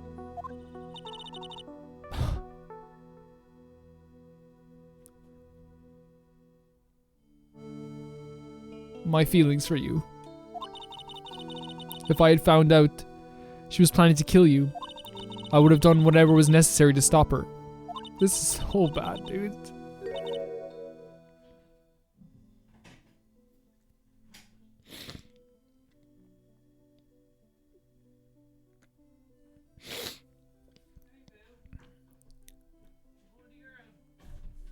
I would have done what was necessary to stop her. Even if it meant her life or mine.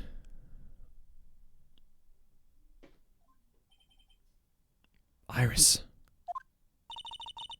After spending those 8 months by your side, my feelings towards you, they changed.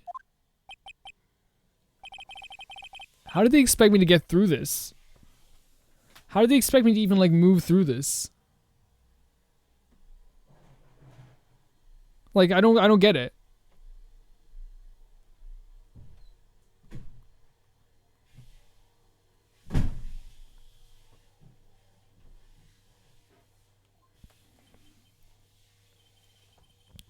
I have something to say to you too.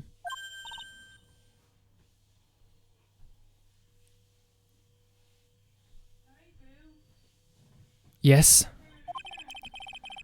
You really are the person I always thought you were. Even after Dahlia Hawthorne was found guilty, I still believed in you. Stop. Thank you.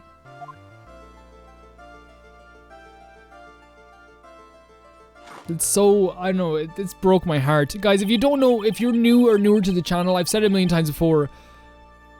Ever since I was a little boy, love stories always caught me by the heart. Ever since I played Final Fantasy X. And they still continue to just like kill me every time I experience a good one, you know? How many cups of darkness have I drank over the years? Even I don't know. I'll tell you though, right now, this one here is the greatest cup I think I've ever had. Don't you think so, Phoenix Wright? Oh my god! I think you're right, that's brilliant. The purpose of this trial was to rule out the murder of the victim Elise Doolin. At some point, I expect you will be tried for your role as an accomplice in this case. I understand, Your Honor. Very well. On the charge of murder, I hereby find the defendant not. Oh, the last one of the trilogy. The court is now adjourned.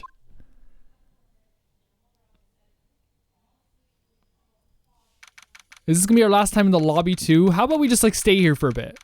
February 10th, 4:51 p.m. District Court defending lobby number 1. So I guess it's all over. The way everything ended. Was justice really served? The man who risked his life to save Maya is being sent to prison by his own hand. Of course justice was served. Oh, Mia! Oh.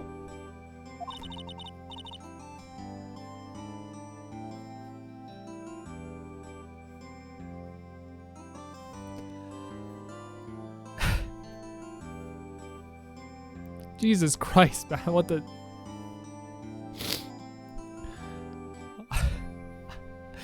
I'm just home from work like an hour ago. Mia. I'm proud of you, Phoenix. Every line is just freaking arrow through the heart. Sorry guys, I had to get a tissue. I was a mess. I was a mess. Your defense was truly brilliant. Of course, thanks so much, Mia. Like, this means the world. But I couldn't save Mr. Armando. The man who cared so deeply for you. You're wrong, Phoenix. You did save, yeah, we did. I think we did. You saved them in the only way possible. You mean, with that verdict?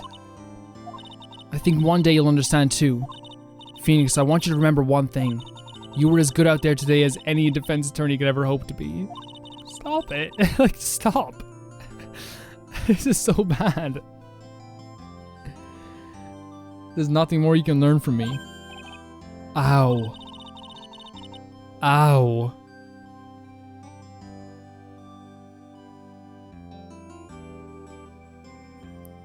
Mia. You've accomplished something I wasn't able to. I owe you a great deal, thank you. Mia. I'm sure we'll meet again someday, Phoenix. Don't go. This is so freaking heartbreaking, dude. It's so heartbreaking. I can't handle goodbyes either. Goodbyes kill me. I was reading a manga yesterday where the two characters had to say goodbye. Nothing bad happened, they just said say goodbye, and I was like in tears. I've handled lots of cases, and so I was doing some evidence there. Oh, what is it? I've handled lots of cases and seen a lot of things. And along this journey, I found myself asking just one question. What does it really mean to defend someone? I suppose today's case produced one possible answer. Nick? Maya? I guess it's just like my sis said.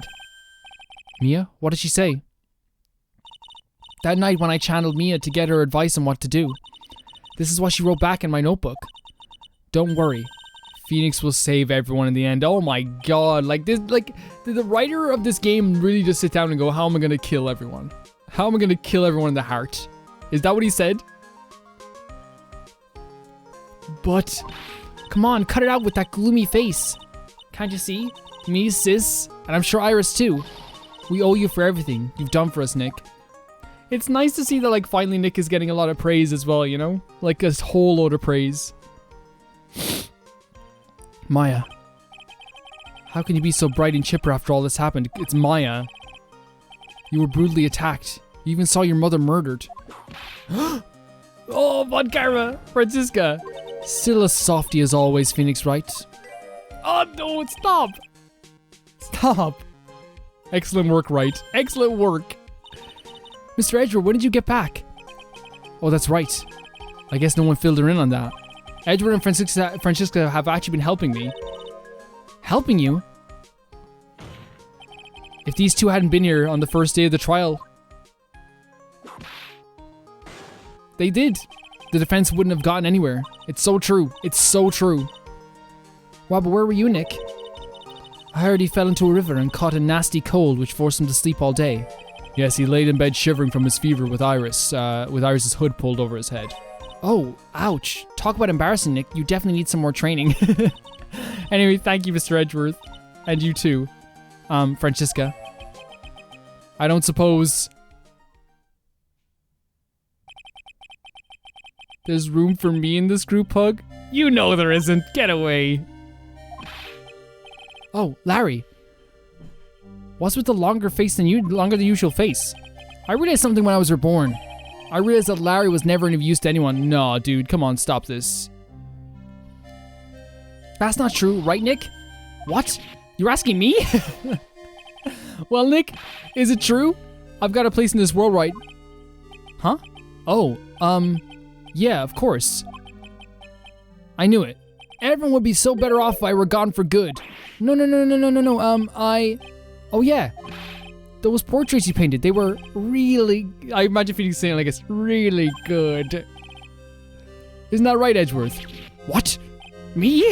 Everyone's passing the potato. Why are you making that face, huh, Edgy? Oh, well, yes, indeed. I certainly can't say that they lack a resemblance. Do you really mean it? What about you, Franzi? Did I draw you well too? My beauty can't possibly be catched by a mere crayon. Nevertheless, I recognize the effort you put into it, and that's worth something. So, look, she does have such a heart. Son, you'll do it like you promised? You're going to model from next picture book, Franz? Yeah, don't do that. Don't get carried away. Well, how about that? I guess painting portraits is the only thing I'm good at. The painting of Pearl was pretty darn good too, if you ask me. Huh? Now that you mention it, I haven't seen her around. Yeah, where really is she?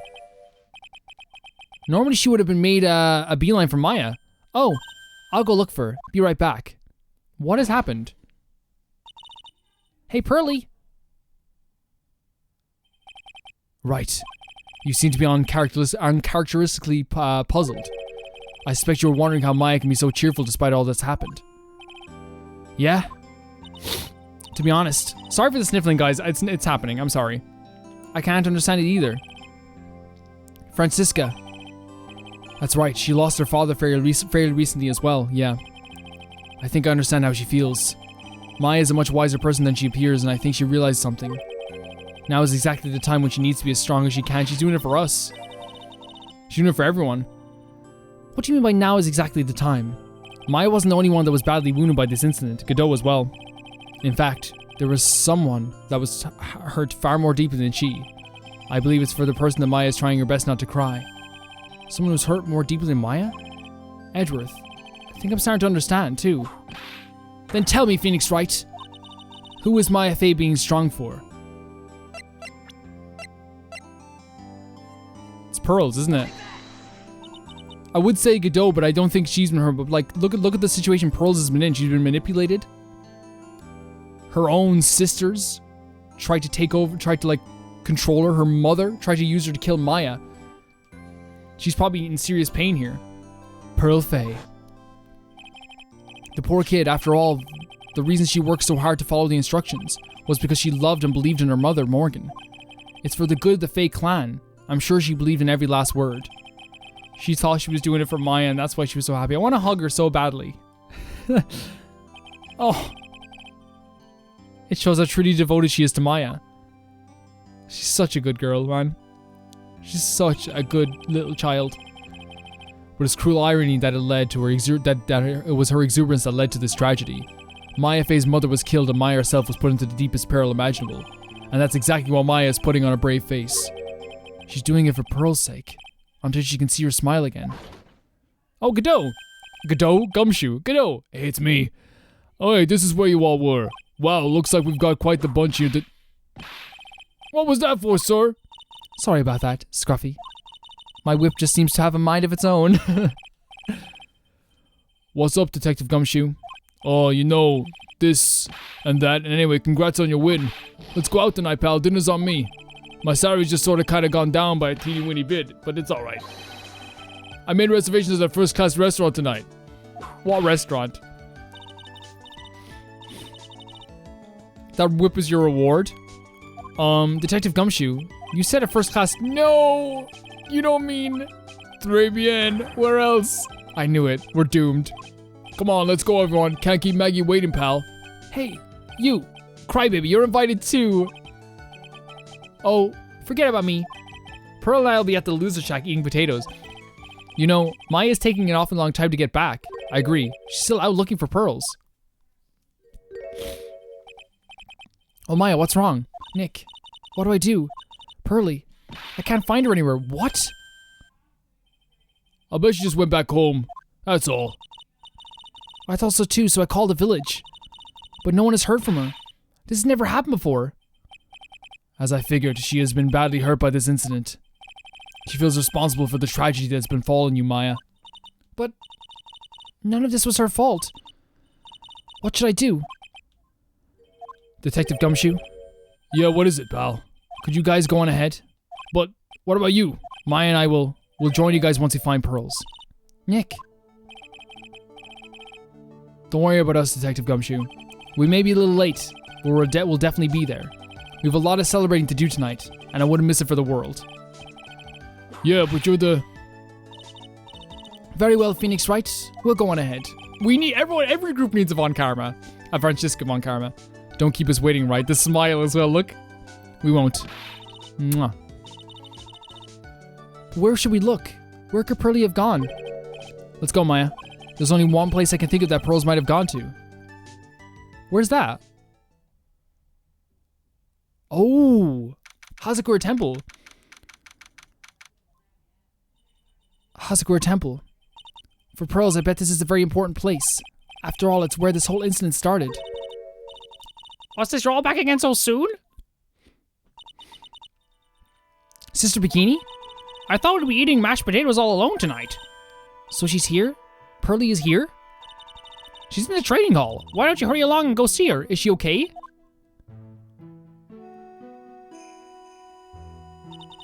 Pearly's not here. Ah, Maya, the hanging scroll. She cleaned it. It's a beautiful drawing. Someone cleaned it off. It's gotta be pearls. Mystic Maya! Oh, pearls. I'm so happy to see you.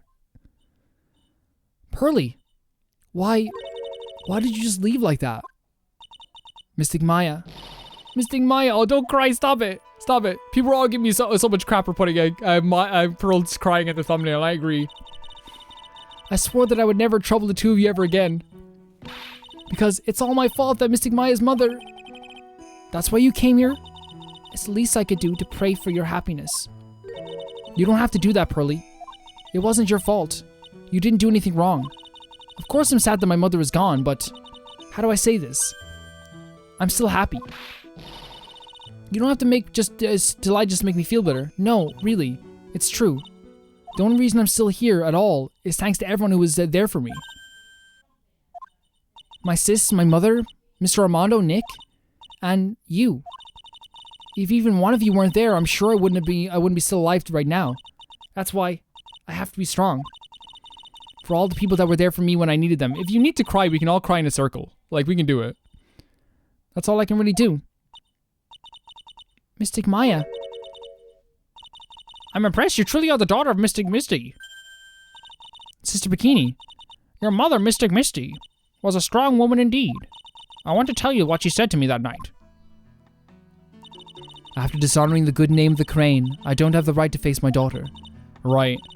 But still, Maya is always in my thoughts. It's true. She'll always be with me. Until the day I die. Man.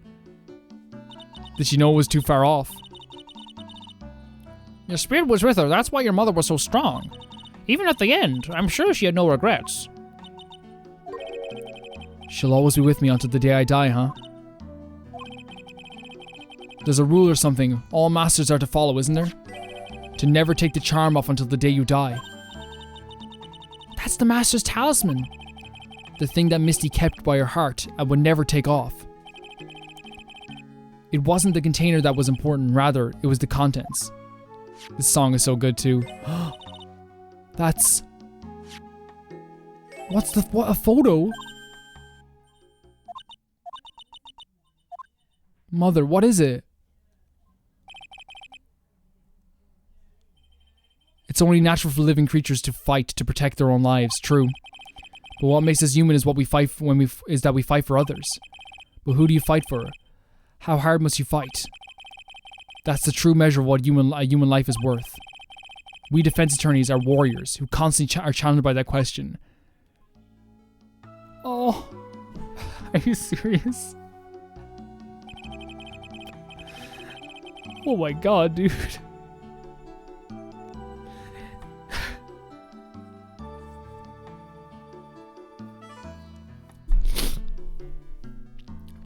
Even when the battle is over and the bonds that connect us are severed, we always return, time and time again. Mia, Maya, Pearls, Mr. Armando, and Maya's mother, too.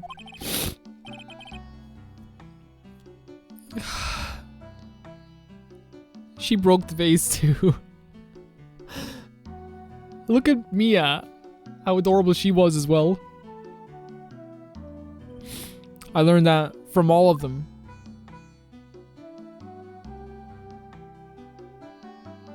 I can't believe this. Well, should we get going? Everyone is waiting.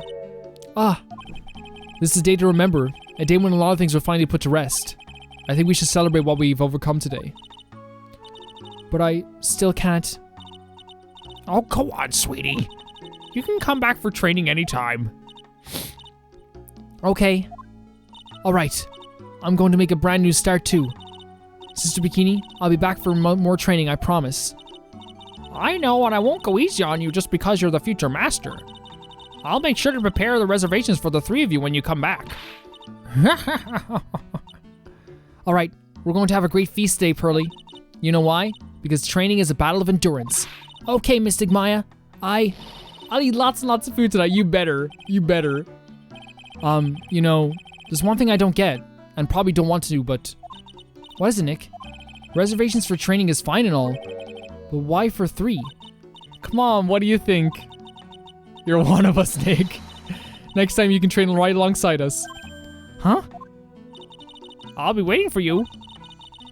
Sister Bikini will take special care of you. Huh? Huh? It'll be great, Nick. We're going to do this special course. Of course we end on like Maya and Pearl pulling one over on Phoenix as well, thinking they're doing the right thing. That's a great idea after all, Mr. Nick. You'd do anything for Mystic Maya, wouldn't you? True. Even walk on hot coals, right? I'd lie in hot coals. Well, have a nice big meal before we come next time, right, Nick? You know, I was wondering if I can just say one little thing. Sure, of course you can. Oh, I love this part. I can't wait to hear it. I'm getting goosebumps too. Well, then, here goes nothing. Objection. Oh. That's such an amazing way to end it. Wait, I already have to work extra hard now.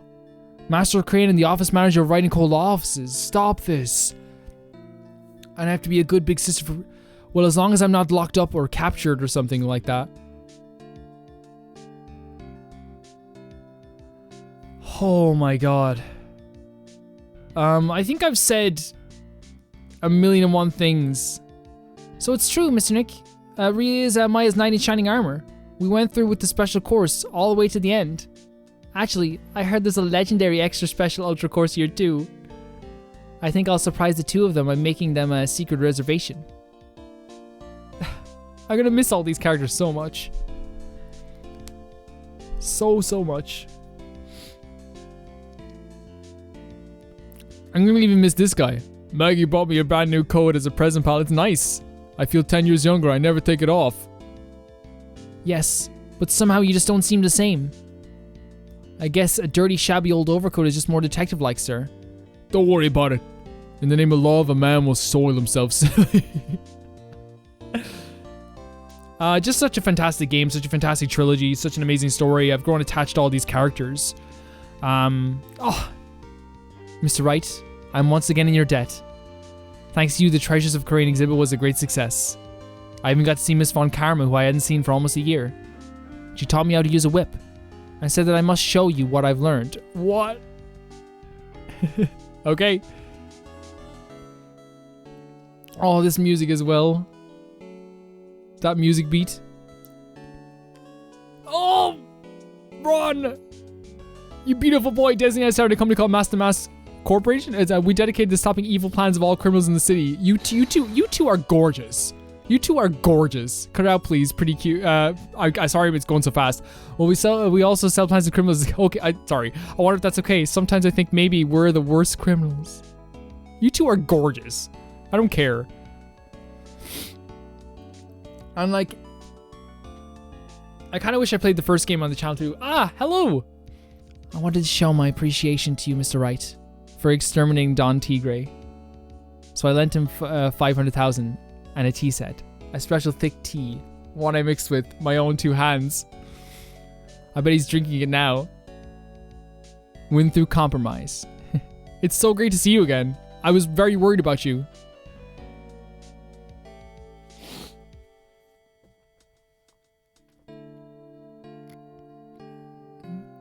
Get away from me.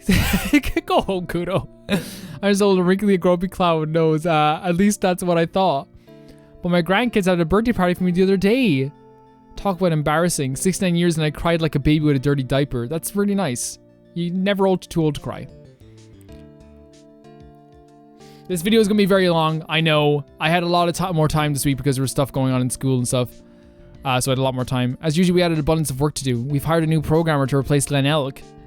I do hope everyone will get along. His name is Adamada. Automata? As soon as I heard his name, I knew our brain circuits would align perfectly. Near Adamada?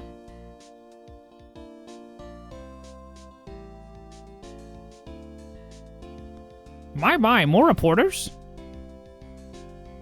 We've made so much money, I don't know what to do. I think the magazines like us because of such a nice visual, especially in the spring. I can hardly wait for Irish to come back.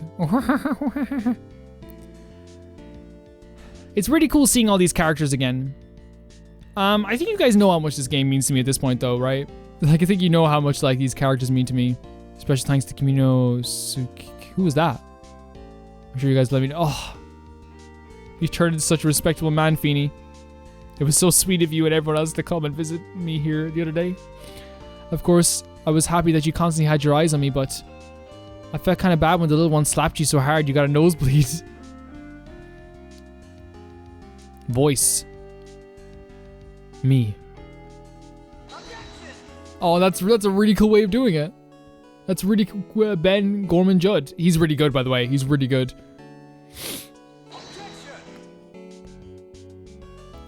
Sion King. Yeah, like, as they're doing this, I'll just say that, like, I thought that last trial was absolutely incredible. Absolutely incredible. And I think that, like, it's rare that you find that, like, a game can pull off such an amazing, like, portion from start to, like, finish, right? You know what I mean? Of course, these are the only voice acted characters in the game, right? Yeah, it's these ones. Von Karmat's amazing. Janet, who? Janet who? Janet, you're amazing. Oh, there's Pain. Mike Wazowski. Always watching. Oh, no. No! Get away from me! Go home. No one is here to greet me? I guess while I was gone, little whippersnapper buddy quit, and now I've got no one.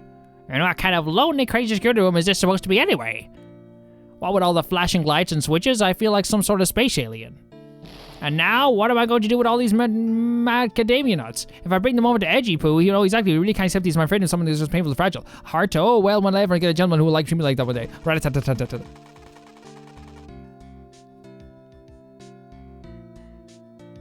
Producer. Atushi. Like, guys, honestly, like, I have to sit through these credits. I always do. For me, I always like to sit through the credits. I finally found something I love to do. Franzi's Whippity Whip trip. It's going to turn an art world on its head. I should have realized it sooner. Self-centered, lazy, antisocial. I'm an artist. A really good portrait artist. I'm not a loser after all.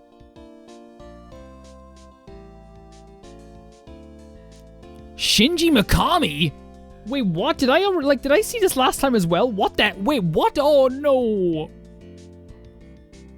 That's such a beautiful drawing, too. Look at this family.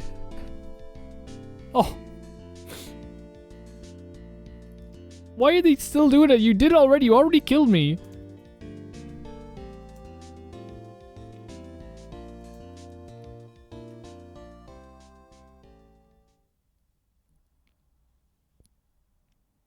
So it makes sense. I think I realized this last time, I just forgot. Shinji Mikami is one of the greatest directors of all time, and the fact that he's producing on this as well is amazing. There it is. The fact that he produced these games is something really awesome. He's the creator of Resident Evil, the creator of the term survival horror. He made Resident Evil 4. He's currently now making a game called Ghostwire Tokyo that's coming out very soon too. He's just one of my favorite directors of all time, top 5 of all time. Guys, I don't want to say much more because I'm so sad, but all I have to say is to the Phoenix Wright audience, the Ace Attorney audience, you were one of the most dedicated, happy, interesting, hilarious, and overall just joyous audience to interact with. Every single time I talk to you, it's a joy. I don't think I've been ever angry or upset or even a little bit peeved by you guys. Every time I get a comment from you, it's interesting. It's about the actual game itself, and I honestly really, really appreciate that. You guys make this entire series fly by. Can you believe it's been 40 days or 40-something days? And because of that, I'm not going to cut this episode up. You guys deserve to see the whole final in the last 2 hours. I'll see you guys very soon. I love you. Bye-bye.